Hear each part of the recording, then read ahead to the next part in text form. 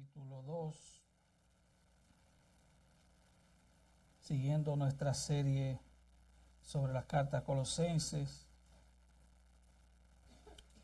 Y como tenemos visita, un recordatorio, nuestro compromiso es con exponer las escrituras, no con traer ni diversión, ni espectáculo, ni entretenimiento. Nuestro compromiso serio es con exponer las escrituras. Creemos que la palabra de Dios es suficiente no solo para salvar, sino para sostener a los que Dios ya ha salvado. Y ese es nuestro compromiso y será nuestro compromiso mientras respiremos. Busque por favor los versículos 11 al 15 de Colosenses. Vamos a leerlo directamente.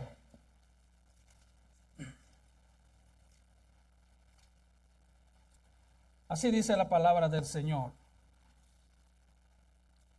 En él también fuisteis circuncidados con circuncisión no hecha a mano, al echar de vosotros el cuerpo pecaminoso carnal en la circuncisión de Cristo, sepultados con él en el bautismo, en el cual fuisteis también resucitados con él, mediante la fe en el poder de Dios que le levantó de los muertos. Y a vosotros, estando muertos en pecados y en la incircuncisión de vuestra carne, os dio vida juntamente con él, perdonando todos los pecados, anulando el acta de los decretos que había contra nosotros, que nos era contraria, quitándola de en medio y clavándola en la cruz, y despojando a los principados y a las potestades, los exhibió públicamente, triunfando sobre ellos en la cruz. Amén. Vamos a orar. Padre, gracias. Oh Señor, estamos ante un texto, uno de los más gloriosos textos del Nuevo Testamento, que presenta nuestra completa salvación, nuestro completo perdón y nuestra completa victoria. Padre, gracias. Gracias por tu palabra. Gracias porque los ángeles anhelan lo que nosotros tenemos. Porque los ángeles están perplejos al observar cómo pecadores miserables, merecedores del juicio y de la condenación eterna, ahora disfrutan de una salvación tan grande. Oh Padre, te damos gracias. Que no se vaya nuestro asombro. Ayúdanos a mantenernos siempre asombrados de tanto amor derramado en la cruz a nuestro favor. Y Padre, que tu palabra en este día sea aplicada a cada corazón, porque te lo rogamos en el nombre de Cristo y para su gloria. Amén. Amén. Pueden tomar su lugar. Cuando hablábamos hace algunas semanas en la clase de discipulado de la infinitud de Dios, uno de los atributos de Dios, decíamos que es imposible que Dios sea algo, pero que no sea completamente ese algo. Solo Dios es infinito, pero también Él es infinitamente bueno, Él es infinitamente amable, infinitamente bondadoso. Pero así como Dios es completo en sí mismo, para usar una palabra de moda, Él es un Dios realizado. O sea, a Él no le falta nada. Mira, si Él te salvó no es porque Él te necesita. Él no necesita nada, Él está completo. Él le dijo en una ocasión al rey David, si tuviera hambre te pediría a ti. Así que Él no necesita nada, Él está realizado, completo. Pero así mismo como Él está completo, los que son de Él están completos en Él. Como vimos en Colosenses 2:10 la semana pasada.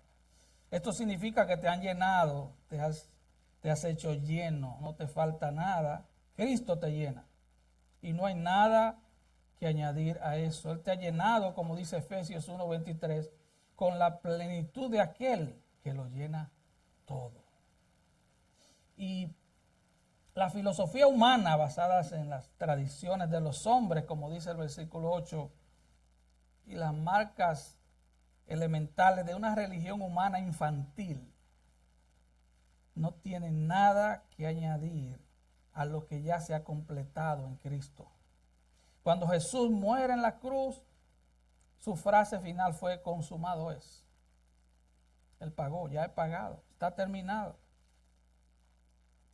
Y cuando Él dijo eso, Él estaba simplemente asegurando la plenitud de la salvación de los que Él vino a salvar. Cristo entonces, como vimos, es la cabeza de todo principado y potestad. Él gobierna todo principado y potestad. Ni los ángeles ni los demonios tienen nada que añadir al trabajo de Cristo. Así que no necesitamos llegar a Cristo a través de ángeles intermediarios. Hermanos, los ángeles no pueden ayudarte a completarte como cristianos. Y los ángeles caídos, o sea, los demonios, no pueden dañarte una vez que estás completo. Estamos completos en Cristo. Y ese es un estado glorioso, aunque todavía no hemos sido glorificados. Pero es glorioso, estamos completos en Cristo. Estamos en Romanos 8:1. Ya no hay condenación para los que están en Cristo. Así que en este texto de hoy, Pablo le da un duro golpe tanto a la filosofía humanista y a la religión humana que trata de negar que Cristo tiene el poder de dar salvación completa. Está muy de moda eso hoy. Tú necesitas a Cristo plus. Necesitas a Cristo, pero necesitas una segunda experiencia. Y hay muy buenos hermanos que lamentablemente están errados y creen que ellos necesitan una experiencia extra para ser completos. Tú lo que necesitas es a Cristo.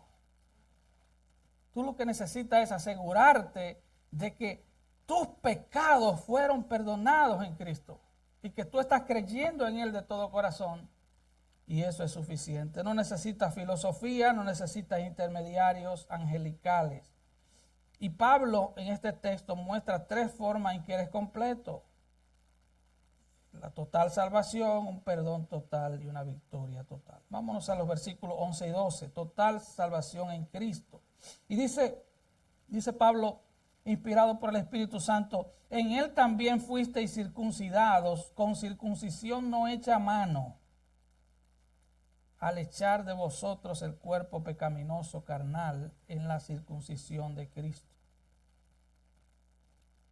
Como dijimos anteriormente, una de las herejías colosenses consistía en una combinación de filosofía pagana y judaísmo, legalismo judío. Entonces, trataron de meter las ceremonias judías en la iglesia de Colosas. Oh, tú necesitas a Cristo, pero tú necesitas circuncidarte. Y Pablo, al igual que lo hace en su primera carta, que fue la de Gálatas, confronta la supuesta necesidad de circuncisión para alcanzar la salvación. Ahora, hagamos un pequeño contexto de lo que era la circuncisión. Y me van a tener un poco de paciencia, porque para entrar en el tema tengo que hacerlo. Cada niño judío era circuncidado al 8º día, según Levítico 12. Era la señal de pertenencia a la nación del pacto. Algunos pensaban que la circuncisión era suficiente para la salvación, aunque en realidad era una señal de la pertenencia a una nación. Pablo dice en Romanos 9:6, no todos los que descienden de Israel son israelitas. Así que la circuncisión en realidad era una señal o una demostración exterior de que el hombre había nacido en pecado y necesitaba ser limpio. Cortar el prepucio del órgano reproductor masculino era una manera gráfica de demostrar que el hombre necesitaba ser limpio hasta lo más profundo de su ser. Porque ninguna parte del cuerpo humano hace tan evidente la profundidad del pecado por cuanto representa la parte del hombre que genera vida. Y lo que esto quiere decir, todo lo que el hombre genera es pecaminoso. Así que ve usted ahí la necesidad. Todo lo que el hombre genera es pecaminoso, así que tú necesitas circuncidarte. Pero la circuncisión siempre fue un símbolo para ilustrar la necesidad del hombre de ser limpio aquí, ser limpio de corazón. Ya lo vimos en el Antiguo Testamento, Deuteronomio 10:16. Circuncidad pues el prepucio de vuestro corazón y no endurezcáis más vuestra cerviz. Deuteronomio 36.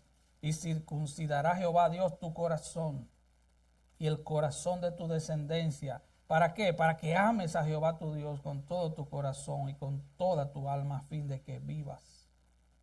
Jeremías 4:4. Circuncidaos a Jehová y quitad el prepucio de vuestro corazón, varones de Judá y moradores de Jerusalén. Y mira cómo en Jeremías 9, Dios a través del profeta Jeremías le señala al pueblo la necesidad de circuncidar el corazón. Así que esto era un rito, pero que señalaba algo mayor. Yo le he explicado antes, una señal señala, valga la redundancia, algo mayor. Por ejemplo, aquí como a 5 minutos hay un letrero que dice New York en la entrada del Parkway. Eso es una señal. Pero Nueva York no es del tamaño de esa señal, ¿verdad que no? Así que la señal apuntaba a algo. Apuntaba a la necesidad del hombre de ser limpio de pecado. Mira Jeremías 9:23. Así dijo Jehová: no se alabe el sabio en su sabiduría, ni en su valentía se alabe el valiente, ni el rico se alabe en sus riquezas. Mas alabes en esto el que se hubiere de alabar, en entenderme y conocerme que yo soy Jehová, que hago misericordia, juicio y justicia en la tierra, porque estas cosas quiero, dice Jehová. Y aquí vienen días, dice Jehová, en que castigaré a todo circuncidado y a todo incircunciso, a Egipto y a Judá, a Edom y a los hijos de Amón y de Moab, y a todos los arrinconados en el último rincón, los que moran en el desierto, porque todas las naciones son incircuncisas y toda la casa de Israel es incircuncisa de corazón. Usted dirá, wow, pero aquí hay un problema. Le está diciendo que la nación de Israel es incircuncisa. Sí, porque la señal no servía si en realidad no había una circuncisión de corazón. No vale un rito si lo que señala ese rito no está en acción. Y parafraseando podríamos decir, si tú eres bautizado pero vives como que no eres bautizado, tu real estado es de desbautismo, por usar alguna palabra. O sea, yo me bauticé y ¿de qué sirve el rito? Si tú vives como alguien que no conoce a Dios, no sirve de nada, absolutamente de nada. Lo que hizo el pastor fue zambullir un impío. Ahora, ya sabemos lo que fue la circuncisión física, pero aquí está Colosenses 2:11 y dice, está circuncidado con la circuncisión no hecha a mano. Wow. Eso significa que has tenido una circuncisión especial. No es una cirugía. ¿Qué es entonces? Es el corte del cuerpo pecaminoso carnal. Cuando te convertiste en cristiano, Cristo cortó la naturaleza pecaminosa de tu vida. Es una cirugía espiritual. Eso es lo que sucede en el corazón de una persona que se convierte a Cristo. Es el corte de la naturaleza pecaminosa de la persona. Y solo Cristo puede hacer eso. Solo el cirujano divino puede hacer eso. Colosenses 2:11, en la Nueva Traducción Viviente, lo traduce así: cuando ustedes llegaron a Cristo, fueron circuncidados, pero no mediante un procedimiento corporal. Cristo llevó a cabo una circuncisión espiritual, es decir, les quitó la naturaleza pecaminosa. Somos una nueva criatura, somos una nueva creación, hemos nacido de nuevo. De modo que si alguno está en Cristo, nueva criatura es, las cosas viejas pasaron, aquí todas son hechas nuevas. Y dice el siguiente versículo, y todo esto proviene de Dios. Entonces no se trata de que tú hoy digas, oh, yo voy a comenzar a portarme bien y voy a dejar esto y voy a dejar aquello. No se trata de eso, absolutamente. Es una cirugía en el corazón. Cuando te convertiste en cristiano, te quitaron tu antigua naturaleza. Te convertiste en una nueva criatura, en una nueva naturaleza. Alguien dijo, para que un cuervo quiera comer hojas verdes, tiene que convertirse en paloma. Para que un cuervo quiera comer lo que la paloma come, tiene que palomizarse. Porque al cuervo le gusta la carne. Así que como cristianos no necesitamos someternos a un rito, que simplemente era un símbolo. Al convertirnos a Cristo, ya recibimos la verdadera circuncisión, no el símbolo, sino la circuncisión del corazón. Volviendo al ejemplo del letrero de Nueva York.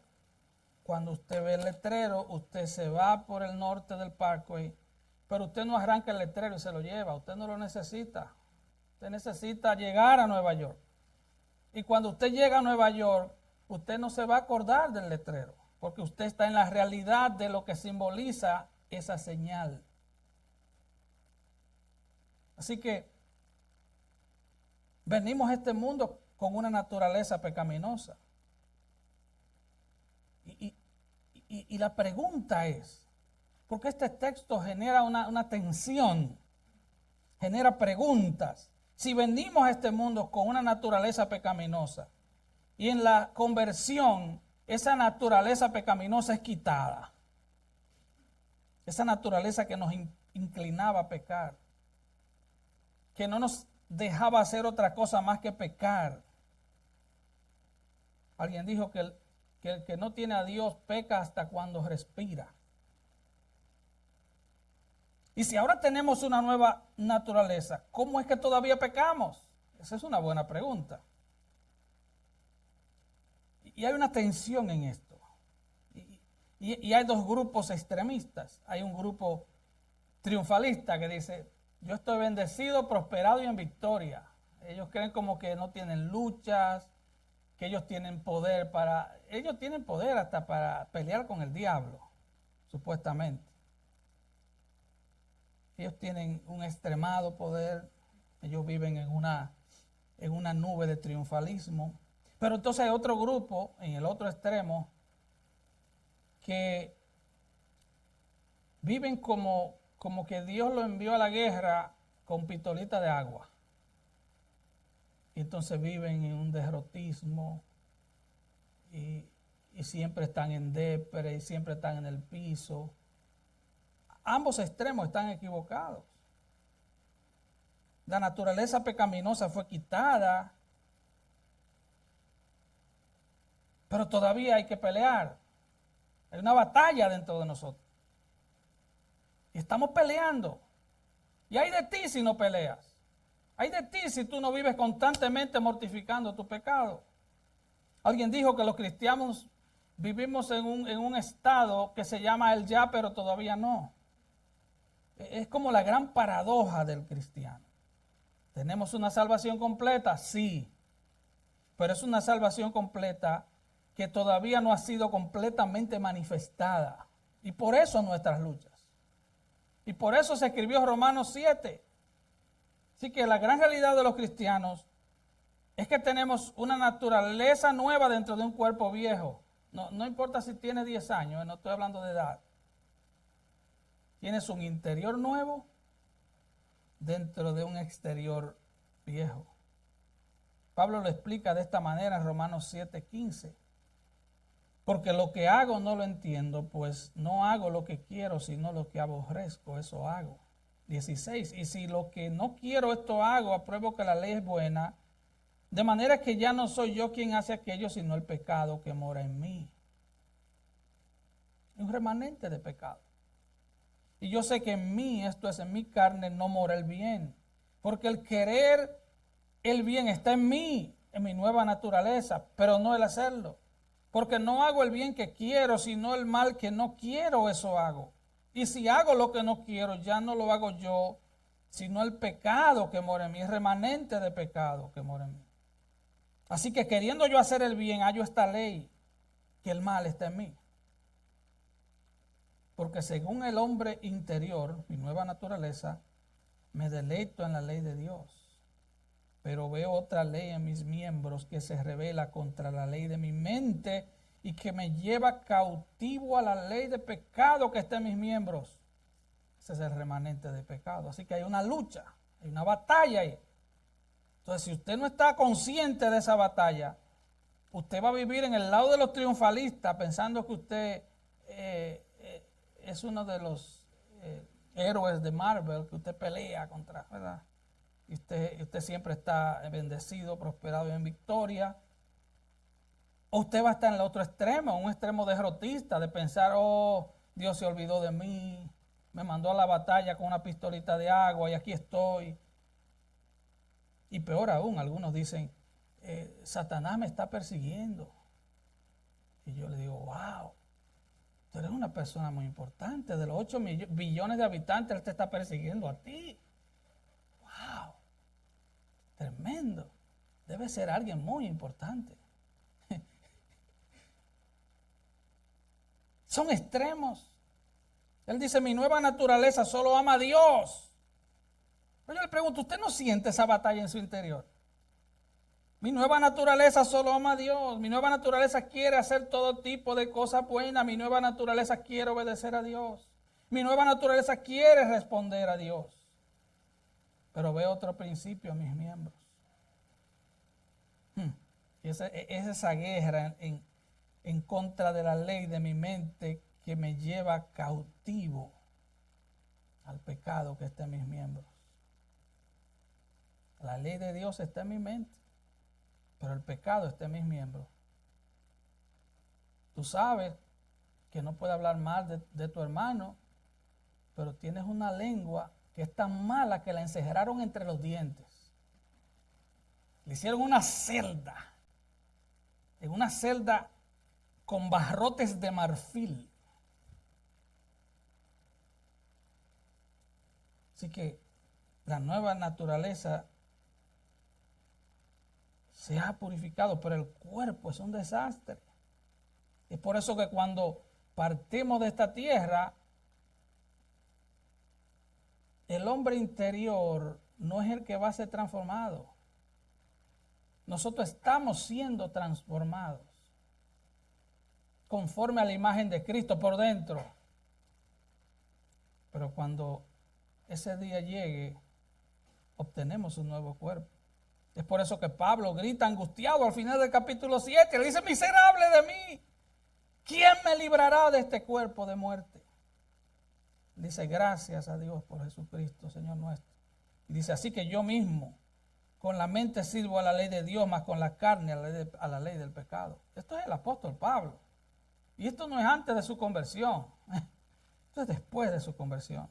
Así que cuando vienes a Cristo y naces de nuevo, hay un remanente de pecado que sigue ahí en tu carne, en el cuerpo. Y por eso hay una lucha. Hay una nueva naturaleza, pero hay un remanente de pecado.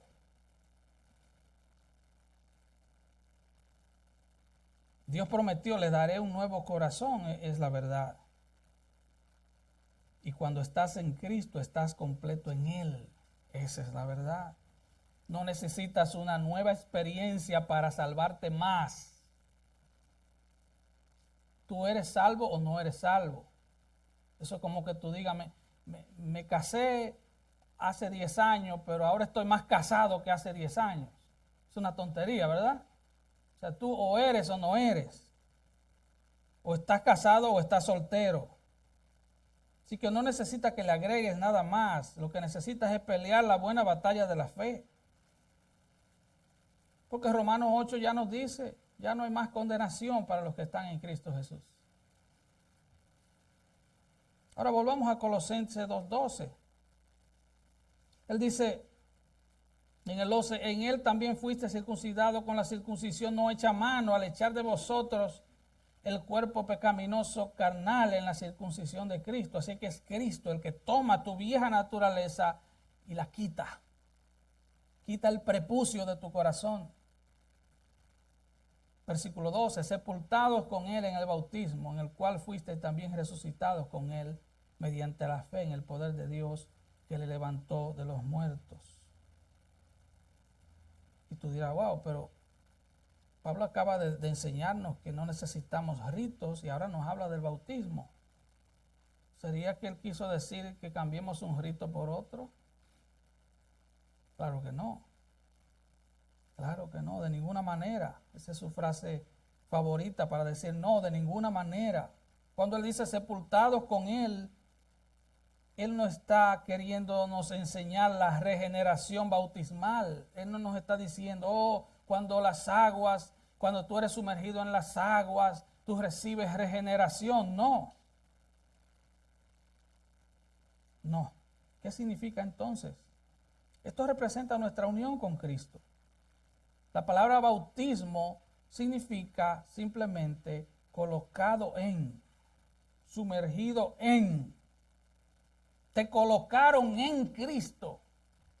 Hay gente que piensa que ser cristiano es como pertenecer al Club de Leones, o al Club 2030, o al Club Rotario. Dime dónde lleno dónde pongo mi información, qué tengo que hacer, y qué no tengo que hacer, qué tengo que dejar. Y ya soy cristiano. No, no se trata de eso. Cuando tú te conviertes a Cristo, tú eres bautizado en Cristo, tú eres sumergido en Cristo. Y el bautismo en agua es una hermosa imagen de ello, pero es una imagen de ello. Louis Berkhoff define la unión con Cristo así. Es aquella unión espiritual, íntima, vital entre Cristo y su pueblo, en virtud de la cual Él es la fuente de la vida y de la fuerza de ese pueblo, de su bienaventuranza y de su salvación. Nosotros estamos unidos a Cristo. Es por eso que si usted es cristiano, es imposible que usted deje de ser cristiano. Mire, es más fácil, y también es imposible, pero es más fácil que uno de mis hijos deje de ser mi hijo. Es más fácil. Y es difícil, y es imposible también. Pero es más fácil. Porque toda la Trinidad ha trabajado para que tú seas salvo. Si tú pierdes la salvación, se cae la Trinidad, se cae el Nuevo Testamento, se cae la Biblia. Si tú estás en Cristo, tú has sido plantado en Cristo. Hay varios pasajes en la Escritura que voy a mencionar rápidamente que nos hablan de esta unión del creyente con Cristo. Juan 15:5, nosotros somos las ramas, Jesús es el árbol de la vid. Primera de Corintios 6:15, Jesús es la cabeza, nosotros somos su cuerpo. Cristo es el fundamento y nosotros somos piedras vivas unidas al fundamento. Primera de Pedro 2:4 y 5. Y esta expresión en Cristo aparece literalmente unas 25 veces en las epístolas de Pablo. Y hay varios aspectos diferentes de en nuestra unión con Cristo. Primero, estamos unidos a Cristo en términos de nuestra elección. Fuimos elegidos en Él. Fuimos elegidos en Él. Desde antes de la fundación del mundo. Fuimos elegidos en Cristo. En ese momento el Espíritu Santo no habitaba en nosotros. Ni estábamos unidos a Cristo por la fe, pues ni siquiera existíamos. Más que en la mente de Dios. Sin embargo, estábamos ya unidos a Cristo. ¿Te das cuenta, hermano? Tú estabas en Cristo cuando solo existías en la mente de Dios. Eso es demasiado para pensarlo, pero eso debe traernos consuelo, eso debe traernos fortaleza. Ni siquiera existíamos más que en la mente de Dios. Sin embargo, estábamos unidos a Cristo en términos de la decisión del Padre de elegir a ciertos pecadores caídos y redimirlos a través de Cristo. Así que estamos unidos a Cristo en el decreto de la elección. Hay un segundo aspecto de la unión con Cristo y es lo que algunos han llamado nuestra unión representativa o federal. Qué palabras bien domingueras, que pretendo explicarla más sencillamente. En el ministerio terrenal de Cristo, todo lo que Él hizo, lo hizo a favor de su novia, la iglesia. Cuando Él fue bautizado en el río Jordán, que fue un bautismo de arrepentimiento, Él no estaba confesando su pecado, Él no necesitaba arrepentirse. Él es el Cordero de Dios que quita el pecado del mundo, pero como representante de su pueblo estaba actuando a favor de su pueblo. Así que en su bautismo y en el cumplimiento de cada tilde y cada jota de la ley, en la perfección de su sufrimiento, de su resurrección y de su ascensión, todo lo que Cristo hizo, lo hizo a favor de su novia, de la iglesia. Su obediencia perfecta a la ley y el sufrimiento perfecto de Cristo se vuelven nuestros a través de la fe. O sea, no son imputados o acreditados. Así que la resurrección de Cristo también es representativa en el sentido de que así como Él se levantó, el cuerpo también se levantará. Estamos unidos a Él. Ahora, mientras Cristo está sentado a la diestra de la majestad de las alturas, nosotros estamos sentados con Cristo en lugares celestiales. Esa es nuestra posición. ¿Podrá perderse alguien que esté sentado en lugares celestiales con Cristo? ¿Podrá? Imposible. Y un tercer aspecto de nuestra unión con Cristo es lo que algunos llaman la unión mística o personal. Y es la morada personal del creyente por fe a través de la persona y la obra del Espíritu Santo. Cristo vive en nosotros a través del Espíritu Santo que ahora habita en nosotros. Primera de Corintios 12:13 dice, porque por un solo Espíritu fuimos todos bautizados en un cuerpo. Fuimos todos sumergidos en un cuerpo. Y hay creyentes y buenos creyentes que están esperando el bautismo en el Espíritu Santo. No, si tú eres creyente, tú fuiste bautizado el día que creíste. Mi esposa me contaba tiempos atrás que como nació en un hogar pentecostal, de la cabeza a los pies, y ella decía, pero wow, ¿será que a mí me falta algo? Porque yo no hablo en lenguas y yo no brinco, yo no hago lo que los otros hermanos hacen.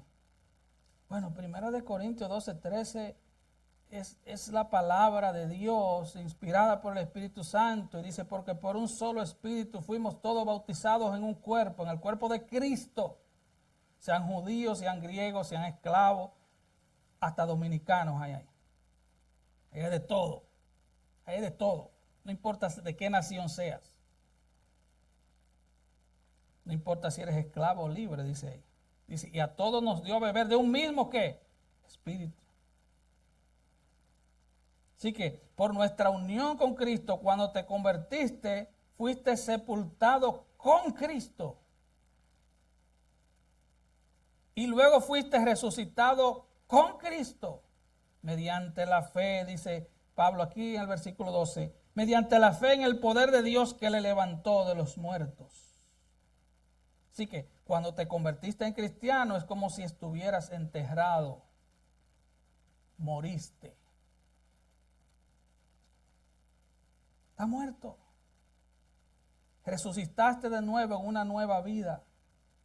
Así como Dios levantó a Jesús, así te resucitó de entre los muertos cuando creíste en Cristo.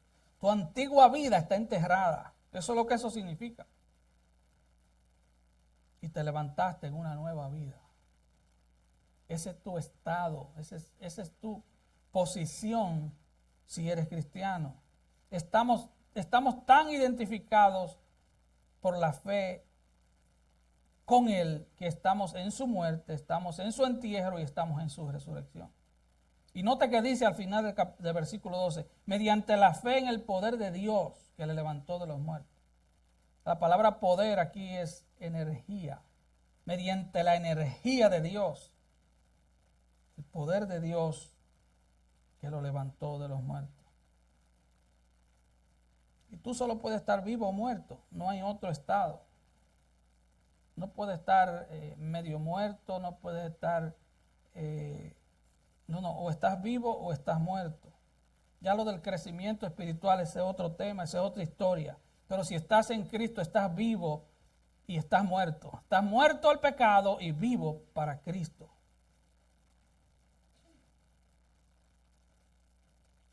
Y dice que por la fe, o sea que los que creemos en el poder de Dios, los que creemos que Dios resucitó a Jesús de entre los muertos, también resucitaremos con Él.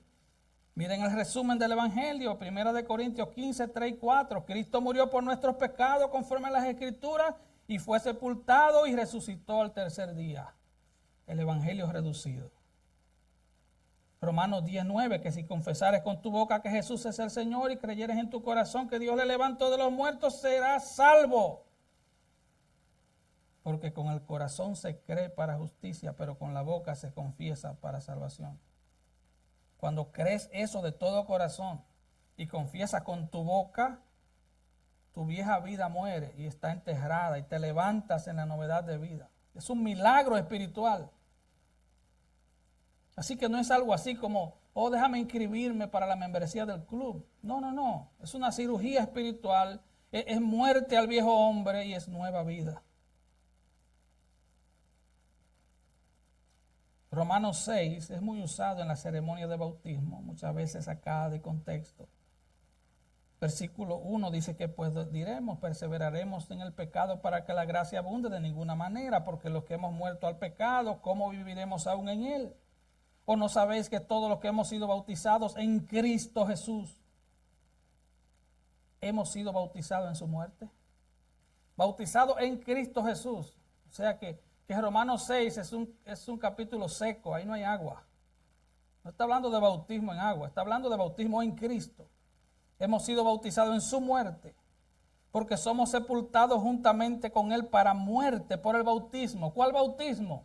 El bautismo del Espíritu Santo, el bautismo del creyente. Cuando tú crees, eres plantado en Cristo, eres sepultado en Cristo. Y dice, a fin de que como Cristo resucitó de los muertos por la gloria del Padre, así también nosotros andemos en nueva vida. Porque si fuimos plantados, mire la palabra de nuevo, si fuimos plantados juntamente con Él en la semejanza de su muerte, así también lo seremos en la de la resurrección. Sabiendo esto, que nuestro viejo hombre fue crucificado juntamente con Él, para que el cuerpo de pecado sea destruido. Aquí está de nuevo, el cuerpo de pecado es destruido. Tú fuiste circuncidado con una circuncisión hecha a mano por Cristo. Esa naturaleza que solo quería pecar y no podía dejar de pecar, ha fallecido, ha sido quitada. Y dice, y si morimos con Cristo, creemos que también viviremos con Él. Sabiendo que Cristo, habiendo resucitado de los muertos, ya no muere. La muerte no se enseñorea más de Él, porque el pecado no se enseñoreará de vosotros, pues no estáis bajo la ley, sino bajo la gracia. Así que todavía hay un remanente de pecado en nuestros cuerpos, es verdad. Es como ese remanente, yo lo podía definir como pequeños grupos de soldados de un ejército derrotado, que se niegan a rendirse, que molestan, que nos hacen la guerra, pero que jamás triunfarán. Están ahí, molestan. Se nos mete unos enojos que queremos tirar a alguien de un 6º piso. Todavía está ahí. Todavía nos enojamos, todavía hay un remanente de pecado que es como si quisiera llevarnos cautivo otra vez a la obediencia al pecado. Pero como ya el cuervo fue palomizado, ahora el cuervo come hojas verdes, porque ya no es cuervo, ya es paloma. Así que en la conversión quedamos libres de las consecuencias eternas del pecado. Recuerde Romanos 6:23.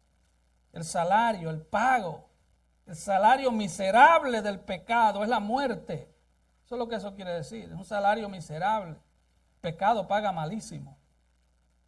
Ahora, ¿cuántas veces puede matarte el pecado? Una sola vez. La muerte solo te mata una vez. Eso es literal y eso es en lo espiritual también. Cuando un condenado a muerte es llevado a la sala donde lo ejecutan y muere, ya pagó su deuda con la sociedad. No pueden volverlo a juzgar por los mismos crímenes. Ya pagó. Todo hombre morirá por su pecado, según Romanos 6:23. Todos. Ya sea solo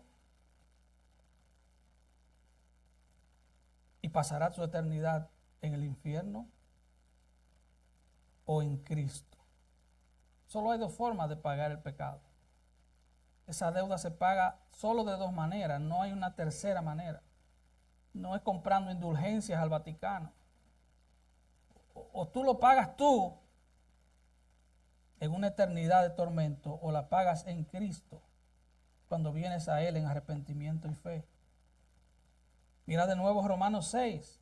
Porque en cuanto murió al pecado, murió una vez por todas, mas en cuanto vive, para Dios vive.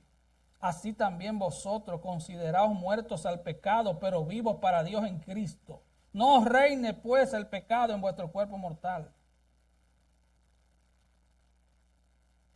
Así que solo morimos una vez. Y ahora que tienes una nueva naturaleza, que has muerto en Cristo, ni el pecado, ni la muerte, ni el infierno, ni Satanás tienen derecho sobre ti. Eso es una verdad gloriosa. Así que resumimos los versículos 11 y 12 de esta manera. Ustedes creyentes no tienen necesidad de circuncisión externa, ya has recibido la verdadera circuncisión del corazón.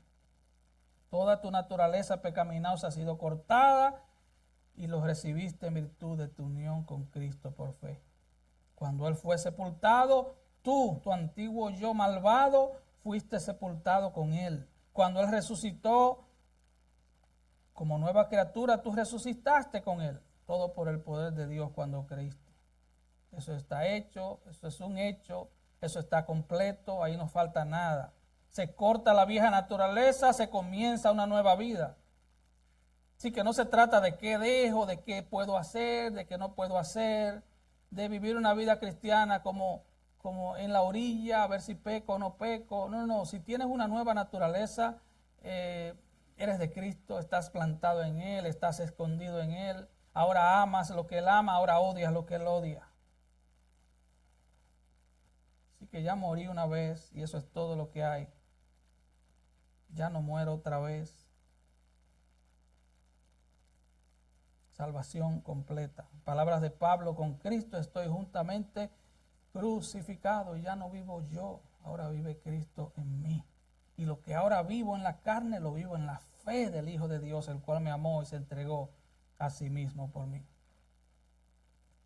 Total perdón en Cristo, para ir avanzando. Dice: a vosotros, estando muertos en pecado y en la incircuncisión de vuestra carne, os dio vida juntamente con Él, perdonando todos los pecados, anulando el acta de los decretos que había contra nosotros, que nos era contraria, quitándola de en medio y clavándola en la cruz. Hay un perdón total. ¿De qué manera se ve aquí la salvación completa en Cristo? A través de un perdón completo, no un perdón a medias. Y esta es una de las doctrinas más emocionantes de la Biblia, saber que fui perdonado. O sea, si yo a cada rato tuviera que tener dudas sobre mi perdón, yo viviera en el consultorio de un psiquiatra. Yo toda la semana estuviera en el psiquiatra. Pero yo sé que fui perdonado, totalmente, absuelto, totalmente, indultado. Así que, mira el versículo 13. A vosotros estando muertos en pecado y en la incircuncisión de vuestra carne. Él les dio vida, perdonando todos los pecados. ¿Cuál era nuestra condición antes de la conversión? Muertos en la incircuncisión de vuestra carne. Él nos dio vida juntamente con Él. Como lo hizo, cortó de nosotros la naturaleza pecaminosa. Circuncidó nuestro corazón. Entonces fuimos muertos con Él y resucitados con Él. Ahora compartimos su vida de resurrección. Dice, y a vosotros estando muertos en pecado. ¿Sabe lo que significa estar muerto en pecado? También se usa en Efesios 2:1. Ambos están hablando de posición, estás muerto. Esto es lo que significa que cuando naciste, así precioso y gracioso como naciste, naciste muerto espiritualmente. Por eso es que dice que la necedad está atada al corazón del muchacho. No importa que nazca en la mejor familia, incluso que sea hijo de pastores, naciste muerto. ¿Qué significa muerte? Significa incapacidad para responder. Cuando Romanos 3 dice que todos se hicieron inútiles, a eso se refiere. No hay quien busque a Dios, incapacidad para resolver, para responder. Tú ves un cadáver y lo primero que tú ves es que no responde.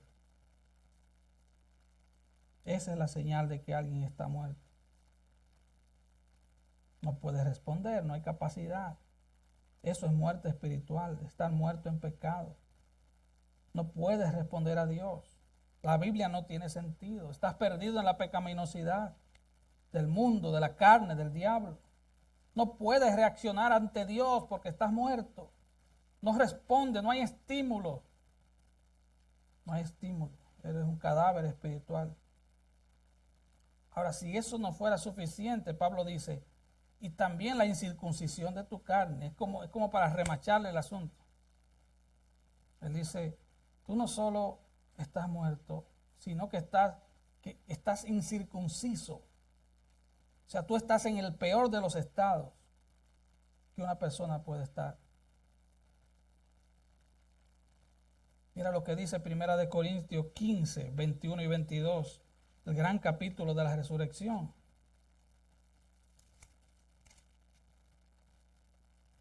Por cuanto la muerte entró por un hombre, también por un hombre la resurrección de los muertos. Porque así como en Adán todos mueren, también en Cristo todos serán vivificados. Así como Adán fue la cabeza federal o representativa, y voy a tratar de explicarlo muy brevemente. En Adán todos pecamos. ¿Por qué? Te dirá, pero yo no estaba ahí, eso es injusto. Pero déjame decirte algo. Si el presidente de Estados Unidos, sea quien sea, le declara la guerra a una nación, todos los que viven en esa nación están en guerra. A eso se llama cabeza federal o representativa. Cuando Adán pecó, todos los seres humanos pecaron. Y usted dirá, pero eso es injusto. No, no es injusto. Porque el segundo versículo, entonces sí nos gusta, ¿verdad? Ahora en Cristo todos somos vivificados. Todo el que está en Cristo, la justicia de Cristo le es atribuida, le es imputada, le es computada. El que está en Cristo vive. Tú no estabas en la cruz, tú no fuiste a la cruz, tú no pagaste, alguien pagó. Es lo mismo. Cuando dice Colosenses 2:13, Él los dio vida juntamente con Él. Él les dio vida juntamente con Él. Ahora vivimos en unión con Cristo. 1 Corintios 6:17 dice, el que se une al Señor, un espíritu es con Él. Cuando Él se levanta, nosotros nos levantamos. Así que ya ves, hombres muertos, completamente derrotados, dominados por el pecado, impotentes para romper el pecado que los une, para descubrir la verdad, sin Dios, sin esperanza en este mundo. encerrados en una naturaleza pecaminosa. Miren, hermanos, si usted meditara en la obra de Cristo, usted viviera alabando a Dios continuamente. Usted no hubiera que decirle, cuando lleguen al templo canten. No, usted cantaría por las calles. La gente pensaría que usted usó algo raro. Si usted meditara, y por eso hacemos esfuerzo de que las canciones hablen de la obra de Cristo, que todo hable de Cristo, de su obra en la cruz, para que lleguemos a entender esa verdad. De lo que pasó 2000 años atrás, fue extremadamente grande. Extremadamente grande. No se trata de que un día un predicador te emocionó y tú hiciste una oración de confesión de fe y lloraste 2 o 3 lágrimas. No, no es eso, hermano. Eso no. Eso no. No es eso. Es muchísimo más que eso. Así que Dios es quien inicia la salvación. Dios es el que preserva la salvación. Y Dios es que nos sacará de esta tierra glorificado. Es Dios. Y tú escuchas gente decir, oh, cuando yo encontré al Señor, el Señor no estaba perdido. Él te encontró a ti, Él me encontró a mí, yo era el que estaba perdido. Alguien dijo, no tiene más poder para vencer tu pecado que un hombre muerto para superar su propia muerte. No hay estímulos, no hay respuesta. Pero en Jesucristo, por su obra completa, Él liberó a los hombres del pecado, de su poder y sus consecuencias eternas y le dio una nueva vida. Vienen unas palabras en estos versículos que ilustran lo que estamos diciendo. Colosenses 2, 9 al 13. Porque en Él habita corporalmente toda la plenitud de la deidad. En Él, versículo 10. Y vosotros estáis completos en Él, versículo 11. En Él también fuiste circuncidados, versículo 12. Sepultados con Él en el bautismo, versículo 13. Y os dio vida juntamente con Él, perdonando todos los pecados. Así que de lo que se trata es de estar en Cristo y con Cristo. Te expones en las manos de Cristo, los recibes por fe y todo esto es tuyo. Luego dice al final del versículo 13, perdonando todos los pecados. Eso es tiempo pasado. Tus pecados fueron perdonados. Ya se ha hecho, eso es un hecho. Me gusta Isaías 55, deje el impío su camino y el hombre inicuo sus pensamientos y vuélvase a Jehová, el cual tendrá de él misericordia, y al Dios nuestro, el cual será amplio en perdonar. Pero mucho más me gusta Isaías 43, 25. Yo soy el que borro tus rebeliones por amor de mí mismo y no me acordaré de tus pecados. ¿Usted no ha visto, hermanos, que siguen recordando lo que Dios ya ha olvidado? Alguien dijo que tienen un complejo de Dios. La corte más alta, hermanos, si tú eres cristiano, la corte más alta del universo te absolvió, te perdonó, te declaró libre. No hay nada que hacer con eso. R.C. Sproul cuenta una historia de una hermana que fue a su oficina y le dijo, pastor, tengo problemas, yo le he pedido perdón a Dios tantas veces y no siento que Él me ha perdonado. Y R.C. Sproul le dijo, sé lo que tienes que hacer, arrepiéntete. Dice, pero lo he hecho cada vez que le pido perdón. Eso es lo que he hecho, me he arrepentido.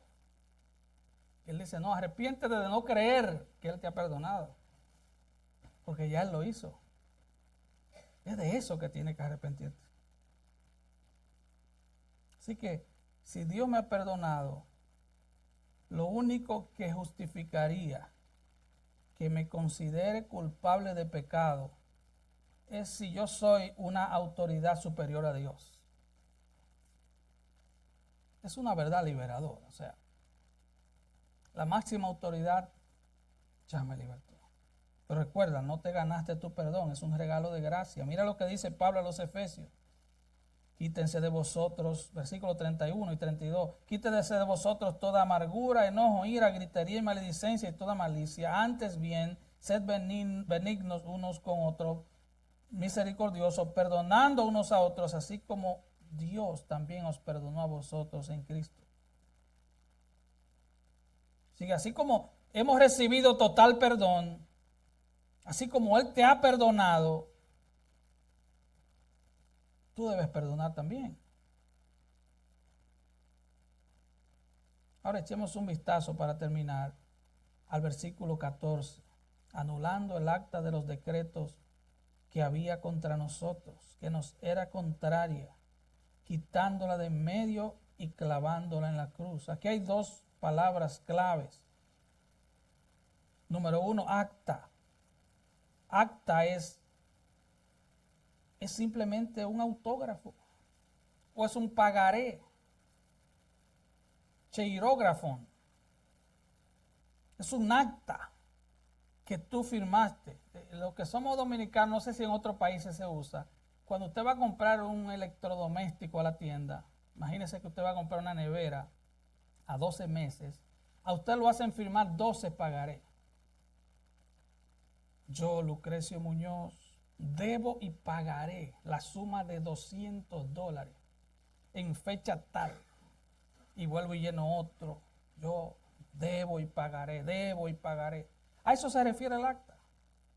Es un pagaré que tú firmaste. Cada vez que pecamos, es un pagaré que se emite. Y lo que Pablo está diciendo aquí es que se acumuló una deuda que le debíamos pagar a Dios y que esa acta estaba en contra nuestra. Ya venía el alguacil a quitarnos la nevera porque no pagamos, porque nos atrasamos con 3 pagos y ahí venía y nos quitaban la nevera. ¿Alguien se recuerda de eso? Cuando vivía en malaria. Y dice, anulando el acta de los decretos que había contra nosotros. Así que ese pagaré, Cristo, y esa es la segunda frase, nos era contraria. Cristo la quitó de en medio. O sea, por si fuera poco el versículo 13, que dice que Él perdonó todos nuestros pecados. Ahora en el versículo 14, Pablo dice cómo Cristo lo hizo. Él borró. Y recuerde que los escritos se hacían en papiro y como la tinta no penetraba el papiro, simplemente había que frotarlo y se borraba todo. Lo que esto está diciendo es, Cristo frotó sobre el papiro de tu deuda y tu deuda se borró. Y no solo eso, agarró el papiro y lo clavó en la cruz, por si acaso. Gloria a Dios. Cuando vienes a Jesucristo y te conviertes a Él, entonces esa deuda fue borrada y por si a alguien se le ocurriese chequear lo que dice, también fue clavada en la cruz. No queda ni un rastro de tu deuda. ¿Es eso lo que quiere decir? No queda ni un rastro de tu pagaré. Disfruta tu vida cristiana. Iba a decir disfruta tu nevera, pero no, disfruta tu vida cristiana. No hay ni rastro de tu deuda.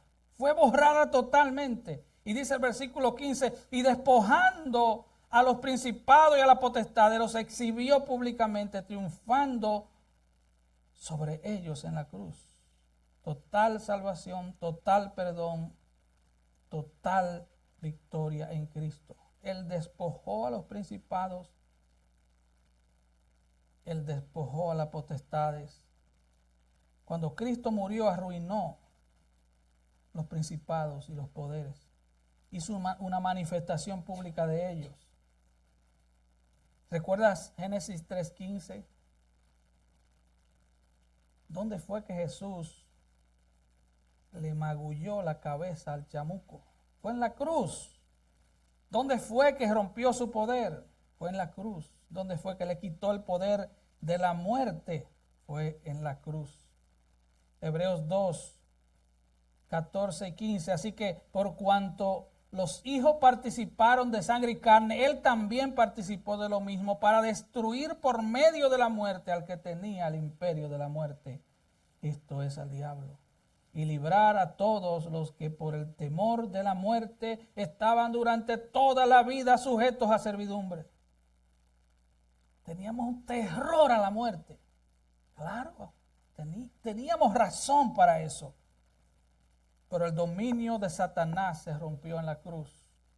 Cuando Cristo fue suspendido en esa cruz, hermanos, los demonios hicieron una fiesta al verlo clavado de pies y manos, en aparente debilidad y derrota. Se imaginaron que él era su víctima, pero estaban equivocados.